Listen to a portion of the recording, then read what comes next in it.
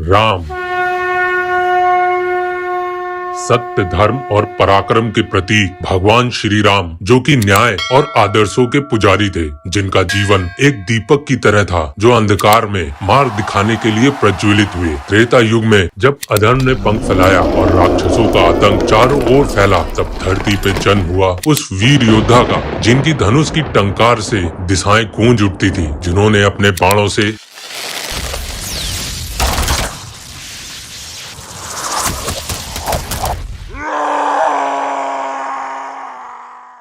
न केवल राक्षसों का नाश किया, बल्कि मर्यादा पुरुषोत्तम के रूप में धर्म की स्थापना भी की। तो आज इस वीडियो में हम राम जी और रामायण से जुड़े हुए 5 फैक्ट्स के बारे में बताने जा रहे हैं। फैक्ट्स नंबर 1, गौतम बुद्ध के पूर्वज राम वैवस्वत मनु के 10 पुत्र थे। उनमें से एक थे इक्ष्वाकु। इक्ष्वाकु के कुल में हुए रघु, और रघु के ही वंशज थे राम। राम के पुत्र कुश हुए, और कुश की 50वीं पीढ़ी में शल्य हुए, जो महाभारत के काल में कौरवों की ओर से लड़े थे। शल्य की 25वीं पीढ़ी में ही सिद्धार्थ हुए थे, जो शाक के पुत्र सुबोधन के बेटे थे। इन्हीं का नाम आगे चलकर गौतम बुद्ध हुआ। ये नेपाल के लुम्बिनी में रहते थे। जयपुर राजघराने की महारानी पद्मिनी और उनके परिवार के लोग भी राम के पुत्र कुश के वंशज हैं। फैक्ट्स नंबर 2, रामायण के सबूत। जाने माने इतिहासकार और पुरातत्व शास्त्री अनुसंधानकर्ता डॉक्टर राम अवतार ने श्री राम और सीता जी के जीवन की घटनाओं से जुड़े हुए ऐसे 200 से अधिक स्थानों का पता लगाया, जहां आज भी तत्व संबंधी स्मारक स्थल विद्यमान है। जहां श्री राम जी और सीता जी रुके थे या रहे थे, वहां के स्मारकों में विभिन्न चित्र, गुफाओं आदि स्थानों के समय काल की जांच पड़ताल वैज्ञानिक तरीके से की गई। इन स्थानों में से प्रमुख के नाम हैं सरयू और तामसा नदी के पास के स्थान, प्रयाग के पास श्रृंगावेरपुर तीर्थ, सिंगरौर में गंगा पार कुरई गाँव, प्रयागराज, चित्रकूट, सतना,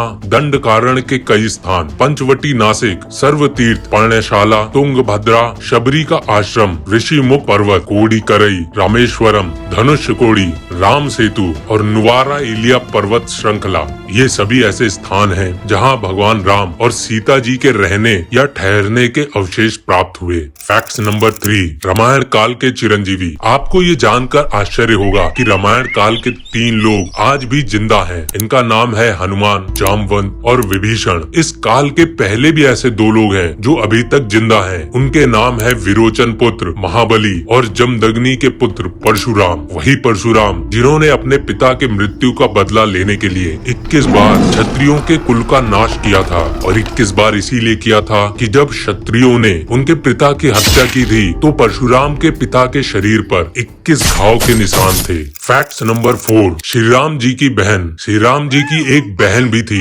जिसका नाम शांता था। शांता जो चारों भाइयों में से बड़ी थी। शांता राजा दशरथ और कौशल्या की पुत्री थी, लेकिन पैदा होने के कुछ वर्षों के बाद कुछ कारणों से राजा दशरथ ने शांता को अंग देश के राजा रोमपद को दे दिया था। भगवान श्री राम की बड़ी बहन का पालन पोषण राजा रोमपद और उनकी पत्नी वशिणी ने किया था, जो महारानी कौशल्या की बहन अर्थात श्री राम जी की मौसी थी। फैक्ट्स नंबर 5, नहीं किया था राम ने सीता का परित्याग। पहले रामायण 6 कांडों की होती थी, उसमें उत्तर कांड नहीं होता था। फिर बौद्ध काल में उसमें राम और सीता के बारे में कुछ झूठ जोड़कर उत्तर कांड बनाया गया।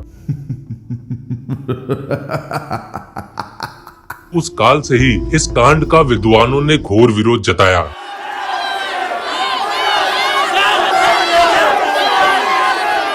लेकिन इस उत्तराकांड के चलते ही साहित्यकारों, कवियों और उपन्यासकारों को लिखने के लिए एक नया मसाला मिल गया, और इस तरह राम धीरे धीरे बदनाम होते गए। विपिन किशोर सिन्हा ने एक छोटी शोध पुस्तिका लिखी है। यह किताब संस्कृत शोध एवं प्रकाशन वाराणसी से प्रकाशित है। इस किताब में वे सारे तथ्य मौजूद हैं जो ये बताते हैं कि राम ने कभी सीता का परित्याग किया ही नहीं था। राम कथा पर सबसे प्रामाणिक शोध करने वाले फादर कामिल बुल्के का स्पष्ट मत है कि वाल्मीकि रामायण का उत्तराकांड मूल रामायण से बहुत बाद की रचना है।